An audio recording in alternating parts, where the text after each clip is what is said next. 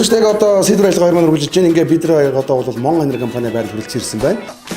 Сонсголын аппаратыг гадаадас оруулж ирдэг. Одоо Монголын нөхцөл байдал бас нэг гутлын их нэг арчлагчаас хэцүү шүү дээ. Энэнд одоо бид нар санаа тавьж гарын доороос газ гэх сураа. Тэгээ гутлын хараа авчих واخ.